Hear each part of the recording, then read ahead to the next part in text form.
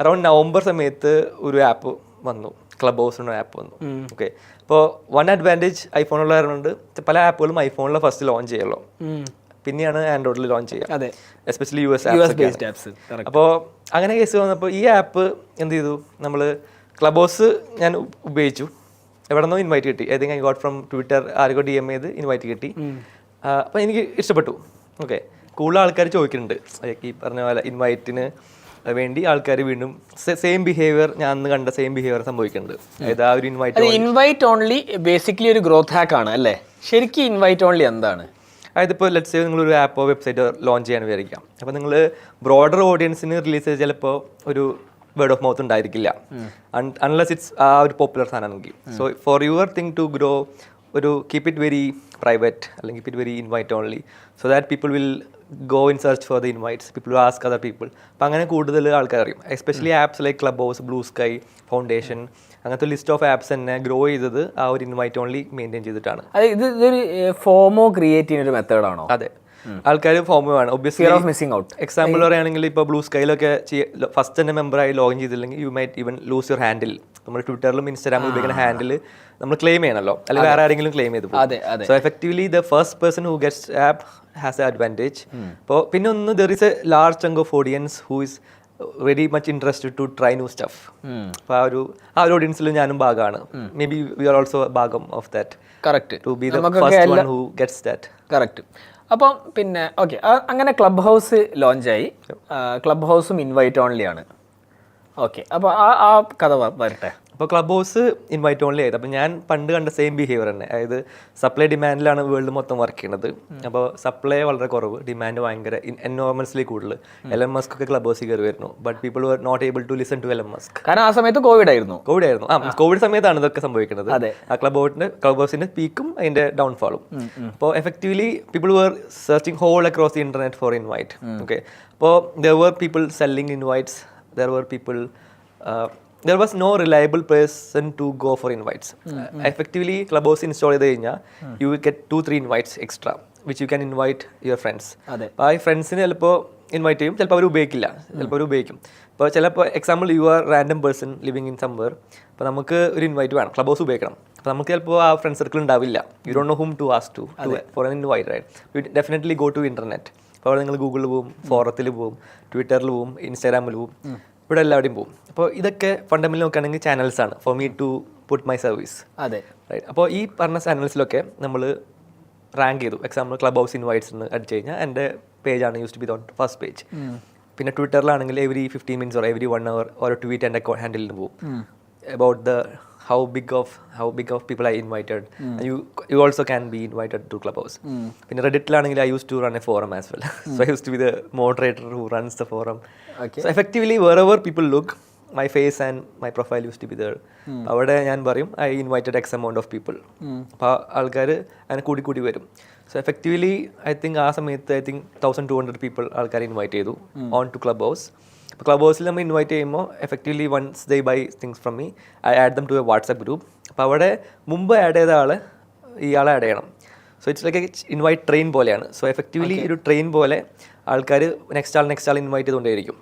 Ultimately പറയുകയാണെങ്കിൽ എൻ്റെ ഇൻവൈറ്റിൻ്റെ ആവശ്യം ഉണ്ടായിരുന്നില്ല. So people were giving their invites to invite next person.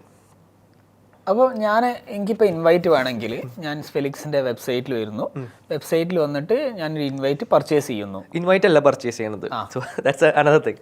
So effectively ഇതിനെ ഞാൻ ഇൻവൈറ്റ് ട്രെയിനെ വിളിക്കുന്നത്, ഈ പരിപാടിനെ. അപ്പോൾ ഇതിലേക്കൊരു ടിക്കറ്റ് വേണമല്ലോ, ഒബ്വിയസ്ലി ട്രെയിൻ കയറുമ്പോൾ ടിക്കറ്റ് വേണമല്ലോ. So you are buying effectively ticket to my train. ഈ ടിക്കറ്റ് ടു മൈ ട്രെയിനിൽ ഇൻക്ലൂഡ് ചെയ്യുന്ന സ്പേർക്സ് എന്താണെന്ന് വെച്ച് കഴിഞ്ഞാൽ you get to be on my WhatsApp group, you get to be also ഒരു ആൾ ഓൺബോർഡ് ചെയ്യുമ്പോൾ we also give them a onboarding call, which means ഇപ്പോൾ നിങ്ങൾ ക്ലബ് ഹൗസിൽ ജോയിൻ ചെയ്തു, you might not know how to use it. നമ്മൾ വിചാരിക്കുന്നത് നമ്മുടെ പോലത്തെ ഡെമോഗ്രാഫിക്സ് ആണ് വിചാരിക്കും. അല്ല, ചിലപ്പോൾ ഒരു 60-year-old 70-year-old lady in US ഒക്കെ ആയിരിക്കും who might be wanting to use Clubhouse. അപ്പോൾ ബട്ടൺ ഫങ്ഷനാലിറ്റീസ് ഒന്നും ഫെമിലർ ആയിരിക്കില്ല. It's a whole different environment, right? So we used to have this onboarding room. അപ്പോൾ എല്ലാ ദിവസവും ക്ലബ് ഹൗസിലേക്ക് എൻ്റെ ട്രെയിൻ ത്രൂ വരുന്ന ആൾക്കാർക്ക് ഞാനൊരു റൂം സ്റ്റാർട്ട് ചെയ്തിട്ട് ഞാൻ പറയും, ഇതാണ് welcome to Clubhouse, thanks for the thing, ഇതാണ് ഇതിൻ്റെ ഒരു സംഭവം. So I used to give them a walk through. as well. So it's like a whole service thing, which like an experience പോലെയാണ്, which is what create, and also a community ആണ്. So Clubhouse-ലുള്ള എന്തെങ്കിലും ബഗ്ഗും feature ഒക്കെ ഉണ്ടെങ്കിൽ I used to be the one who used to be, they used to be talk about Clubhouse everything whole day, right? So that has ആ ഒരു product ഉപയോഗിക്കുന്ന whole insight തന്നെ എനിക്ക് കിട്ടാൻ പറ്റി. Okay. I used to send sometimes ബഗ്ഗും സാധനമൊക്കെ ഞാൻ ഇമെയിൽ അയക്കാറുണ്ട് to Clubhouse team as well. So അല്ല അത് മനസ്സിലായി. Okay. And how much money did you make with it? How much money I made with it's like ഞാൻ overall Clubhouse പോലെ തന്നെ വേറെയും കുറെ ആപ്സും ട്രൈ ചെയ്തിട്ടുണ്ടായിരുന്നു. Like after Clubhouse invite train ആണ് നിന്റെ ഒരു സ്റ്റാർട്ടപ്പ്. ഓക്കെ. ഇൻവൈറ്റ് ട്രെയിൻ മൊത്തം 150K USD 150K USD ഈ ഒരു ഗ്രോത്ത് ഹാക്ക് വെച്ചുണ്ടാക്കി. ക്ലബ് ഹൗസ് പോലും അത്ര കാശ് ഉണ്ടാക്കിയിട്ടുണ്ടാവും. ഇല്ല, ക്ലബ് ഹൗസ് അൺഫോർച്ചുനേറ്റ്ലി പൂട്ടിപ്പോയി. അവർ കുറെ മില്യൻസ് റേസ് ചെയ്തായിരുന്നു. അവർ didn't make a single revenue. So I was one who made money. ക്ലബ് ഹൗസിന് I think around 30,000 or something ഉണ്ടാക്കി ഡോളേഴ്സ്. അപ്പോൾ ക്ലബ് ഹൗസ് കഴിഞ്ഞു വാട്ട് നെക്സ്റ്റ്? ക്ലബ് ഹൗസ് കഴിഞ്ഞു. So for a 22-year-old kid with that kind of money, it's like a life changing money, right? അതെ. So അപ്പോൾ രണ്ട് options ഉണ്ട്. either you could show it off to people or you could save it for the bad times. അതെ. അപ്പോൾ ഞാൻ second option choose ചെയ്തു. I literally saved the money. I think I still have that money as well. I still saved up the whole thing. Okay. I didn't spend much. That's how honestly think. മനസ്സിലായി. Best thing is the money ഉണ്ടാക്കുന്നതും മണി maintain ചെയ്യുന്നതും രണ്ട് കാര്യമാണ്. അപ്പോൾ അവിടെ എനിക്ക് ഒരു discipline ഞാൻ ഉണ്ടായിരുന്നു. അത് കാരണം കൊണ്ട് I could have like maybe bought a BMW or ആ ഒരു രീതിയിൽ kind of money I made. അപ്പോൾ ഞാൻ I didn't spend it, to be honest. I chose to invest on myself. കുറേ ബുക്സും ട്രാവലും അങ്ങനത്തെ കുറച്ച് കാര്യങ്ങളൊക്കെ ആയിട്ട് സെൽഫ് ഇൻവെസ്റ്റ്, പിന്നെ ഈവൻ കമ്പനി സ്റ്റാർട്ട് ചെയ്യാനും ഇൻവെസ്റ്റ് ചെയ്തു. So stocks, crypto, means all the things. Okay. Investment ആണ്. ഓക്കെ. അപ്പോൾ ഇൻവെസ്റ്റ്മെന്റ് ചെയ്തു. പിന്നെ അത് കഴിഞ്ഞിട്ട് ഷോപ്പിഫൈയിലേക്ക് എങ്ങനെ എത്തണേ? ഷോപ്പിഫൈയിലേക്ക് എത്തണമെന്ന് വെച്ച് കഴിഞ്ഞാൽ നമ്മൾ A/B ടെസ്റ്റിംഗ് കോണ്ടെക്സ്റ്റിലേക്ക് പോവാം. അതായത് നമ്മൾ ക്ലബ് ഹൗസിൽ ചെയ്ത സമയത്ത് എല്ലാ ദിവസം ഞാനൊരു A/B ടെസ്റ്റിംഗ് നടത്തുമായിരുന്നു. എനിക്കന്ന് A/B ടെസ്റ്റിങ്ങും ഇതിനൊന്നും CR ഒന്നും അറിയണ്ടായിരുന്നില്ല. I didn't know that was the keyword people use in the industry, right? So അപ്പോൾ എഫക്റ്റീവ്ലി എല്ലാ ദിവസം 20 ആൾക്കാർ വന്നു എന്ന് പറഞ്ഞല്ലോ. അപ്പോൾ ഞാൻ അവിടെ 20 ആൾക്കാരായിരുന്നില്ല മുമ്പ്. So I try to increase the number of channels. ഇപ്പോൾ എക്സാമ്പിൾ പറയുകയാണെങ്കിൽ ഗൂഗിൾ ത്രൂ ആ ഫസ്റ്റ് വന്നിട്ടുണ്ടായിരുന്നത് എൻ്റെ ബ്ലോഗ് കണ്ടിട്ട്. അപ്പോൾ ഞാൻ റെഡിറ്റിൽ ഇട്ടു അല്ലെങ്കിൽ ട്വിറ്ററിൽ ഇട്ടു. അപ്പോൾ ആക്ച്വലി ചാനൽസിൻ്റെ ഇത് കൂടി, അപ്പോൾ ട്രാഫിക് കൂടി, which people come to site. അപ്പോൾ ആൾക്കാർ വന്നിട്ട് മേ ബി ഒരു 1000 ആൾക്കാർ വരുന്നുണ്ടാവും. അപ്പോൾ അവിടെ നിന്ന് how many people can I convert എന്നുള്ള രീതിയിലായിരുന്നു എൻ്റെ ഫണ്ടമെൻ്റൽ ചിന്തിച്ചത്. What else could I improve on the page? Example testimonials അല്ലെങ്കിൽ അപ്ഡേറ്റ്സ്. ഇത്ര ആൾക്കാർ ഇൻവൈറ്റ് ചെയ്തു. നിങ്ങൾ ഈ പറഞ്ഞ എമൗണ്ട് പേ ചെയ്ത് കഴിഞ്ഞാൽ എത്ര ടൈം എടുക്കും for you to get invited? Whole social proofing എലമെൻറ്റും ഹോൾ എക്സ്ട്രാ ആൾക്കാർ പർച്ചേസ് ചെയ്തു, ഹോൾ ട്രാക്ക് ഡെയിലി അപ്ഡേറ്റ് ചെയ്തായിരുന്നു. ഒപ്പം തന്നെ ഞാൻ $5 സ്റ്റാർട്ട് ചെയ്തത്. Clubhouse invite you can get pay $5. It's like very small amount. ഞാൻ എക്സ്പീരിയൻസ് ചെയ്ത് നോക്കി. ലൈക്ക് $5 കുറേ ആൾക്കാർ ഇൻവൈറ്റ് ചെയ്യുന്നുണ്ട്. ഐ തിങ്ക് $5 വന്നപ്പോൾ ഐ തിങ്ക് അറൗണ്ട് 40 ആൾക്കാർ വന്നായിരുന്നു a day. It become very tough to manage. അതായത് ഞാൻ ഈ ഗ്രൂപ്പിലേക്ക് വന്നു കഴിഞ്ഞാൽ ഓരോരുത്തർ എന്താ പറയുക ഇൻവൈറ്റ് ചെയ്യേണ്ട എൻ്റെ ഒരു ഡ്യൂട്ടിയും കൂടിയാണ്. സോ അത് മേ ബി ആ ഇൻവൈറ്റ് ട്രെയിൻ ഓടിക്കൊണ്ടിരിക്കുന്ന സമയം മേ ബി ഫ്യൂ അവേഴ്സോളം പോയിട്ടായിരുന്നു. അപ്പോൾ ഞാൻ എൻ്റെ ടൈം ഒപ്റ്റിമൈസ് ചെയ്യാൻ വേണ്ടി ഞാൻ ആലോചിച്ചു, okay I just need 20 people. 40 ആൾക്കാർ എനിക്ക് വേണ്ട. But I need to make more similar money on that. അപ്പോൾ ഞാൻ എന്ത് ചെയ്തു, $5 $10 ആക്കി. അപ്പം 40 ആൾക്കാർ തന്നെ വന്നുകൊണ്ടിരിക്കുക. ലൈക്ക് ബേസിക്കലി പക്ഷേ നിന്റെ എഫേർട്ട് കുറഞ്ഞു. എഫേർട്ട് സെയിം തന്നെ എഫേർട്ട് ഇല്ല. അതായത് എഫേർട്ട് കുറഞ്ഞല്ലോ, ടൈം കുറഞ്ഞല്ലോ, നീ ഇൻവെസ്റ്റ് ചെയ്യുന്ന ടൈം കുറഞ്ഞില്ലേ? ഇല്ല, ഇത് ഞാൻ $10 ആക്കിയപ്പോഴും 40 ആൾക്കാർ തന്നെ വന്നു. അപ്പൊ എനിക്ക് മനസ്സിലായി, ഓക്കെ ഇത് കുറയ്ക്കണമെങ്കിൽ കാശ് കൂട്ടന്നെ വേണം. അതെ, പക്ഷെ അത് കുറയ്ക്കാൻ കാരണം നിങ്ങൾക്ക് അത്രയും എഫേർട്ട് ഇടേണ്ട ഒരു പ്രശ്നം ഉണ്ടായിരുന്നു. മീൻസ് 40 ആൾക്കാർക്ക് ഇൻവൈറ്റ് കൊടുക്കേണ്ട എഫേർട്ടാണ്. അത് കുറയ്ക്കണമെങ്കിൽ എനിക്ക് 20 ആൾക്കാരാണെങ്കിൽ മാനേജ് ചെയ്യാൻ പറ്റും. അതെ, അപ്പൊ എനിക്ക് 20 ആൾക്കാരും മതി. അപ്പൊ എന്ത് ചെയ്തു, ഞാൻ $10 എടുത്ത് 15 ആക്കി, 20 ആക്കി, 30 ആക്കി, അറ്റ് ദി എൻഡ് 75 ആക്കി. $75 വെച്ചിട്ട് 20 ആൾക്കാർ ഡെയിലി വന്ന് എത്ര ഉണ്ടാക്കാം?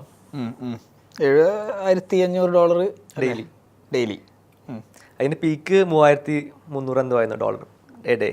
ഓക്കെ, അതാണ് അതിന്റെ ഒരു. അല്ല, എന്നിട്ട് 40 കുറഞ്ഞു കിട്ടിയോ? കുറഞ്ഞു കിട്ടി, ഡെഫിനറ്റ്ലി. അത് 10 ഇതൊക്കെ ആയി. But effectively I made more money if I had kept with lesser effort. ആ പ്രൈസ് ഞാൻ അവിടെ ടെസ്റ്റ് ചെയ്യാൻ തോന്നിയില്ലായിരുന്നെങ്കിൽ എൻ്റെ എനർജിയും ടൈം കുറേ പോയേനെ. അതെ, പിന്നെ ഇത്ര എമൗണ്ട് ഉണ്ടാക്കാനുള്ള പൊട്ടൻഷ്യലിറ്റി ഞാൻ തന്നെ മറന്നുപോയി, അറിയില്ല. അതായത് ബേസിക്കലി അവിടെ ഒരു ബേൺ ഔട്ടിൽ നിന്ന് രക്ഷപ്പെടുത്തി. എക്സാക്ട്. കാരണം ഇത് ഹോൾ 1 ഇയറോളം ഒഴുകി. ക്ലബ് ഹൗസ് 1 ഇയറോളം ഇൻവൈറ്റ് ഓൺലി ആയിരുന്നു. എല്ലാ ദിവസവും imagine I had to start the train, invite people, on board people, go back. So it was whole hectic process. But I made money. അപ്പോൾ ആ മണിയിൽ am I charging more enough for my effort എന്നുള്ളൊരു question വന്നു കുറച്ച് കഴിഞ്ഞപ്പോൾ. അപ്പോൾ അവിടെ actually ineffective price A/B testing ചെയ്യുക ചെയ്തത്. ഒപ്പം തന്നെ ഈ പറഞ്ഞ വെബ്സൈറ്റിൽ പോലെ സോഷ്യൽ പ്രൂഫിംഗ് എലമെൻസും കൺവേർഷൻ എലമെൻസും അതിനെ CRO പിന്നീടാണ് എനിക്ക് മനസ്സിലായത്. So effectively price A/B testing which actually ഇപ്പോൾ നമ്മുടെ പ്രൈസ് ഇപ്പോൾ എക്സാമ്പിൾ ഷോപ്പിഫൈ കോൺടാക്ട്സ് പറയുകയാണെങ്കിൽ നമ്മളൊരു ഇ-കൊമേഴ്സ് സ്റ്റോർ നടത്തുകയാണെങ്കിൽ നമ്മൾ 1000 രൂപ ഇടുന്നെങ്കിലും we might not even know if 2000 രൂപ കിട്ടാലും people might even same amount of purchase വരാൻ ചാൻസസ് ഉണ്ട്. കറക്റ്റ്. അപ്പോൾ അത് ടെസ്റ്റ് ചെയ്യണം. അത് സിമ്പിൾ സാധനമാണ് ബേസിക്കലി ടെസ്റ്റ് ചെയ്യാൻ. ഓക്കെ, അത് ഏറ്റവും ഈസിയസ്റ്റ് ടെസ്റ്റാണ്, സിമ്പിൾ ടെസ്റ്റാണ്. പ്രൈസ് ടെസ്റ്റിംഗ്, പൈസ മാത്രം കളിക്കുക. സോ അത് ആക്ച്വലി കുറേ ഇമ്പ്രൂവ്മെൻ്റ് ഉണ്ടാവും, ലൈക്ക് ടോപ്പ് ലൈൻ പ്രോഫിറ്റിക്ക് വരെ എത്തും. കറക്റ്റ്. കാരണം പിന്നെ നമ്മൾ ഓരോ ഇത് ഡിസ്പാച്ച് ചെയ്യുന്നതിന് ഒരു കോസ്റ്റ് ഉണ്ട്, ഓപ്പറേഷണൽ കോസ്റ്റ് ഉണ്ട്, ഡെലിവറി കോസ്റ്റ് ഉണ്ട്. അപ്പം പ്രൈസ് കൂട്ടിക്കഴിഞ്ഞാൽ ആക്ച്വലി ആവറേജ് ഓർഡർ വാല്യൂ ആണ് കൂടുന്നത്. ഇപ്പം എനിക്കൊരു സാധനം 10 എണ്ണം ഇപ്പം ഞാൻ വിൽക്കുന്നുണ്ടെങ്കിൽ ആ പ്രൈസ് ഞാൻ 10%, 20%, 30% കൂട്ടിക്കഴിഞ്ഞാൽ എൻ്റെ bottom line net profit massively increase ആവും. എക്സാക്ട്ലി. അപ്പോൾ ആ സംഭവം തന്നെയായിരുന്നു എൻ്റെ ഒരു ഫണ്ടമെൻ്റൽ.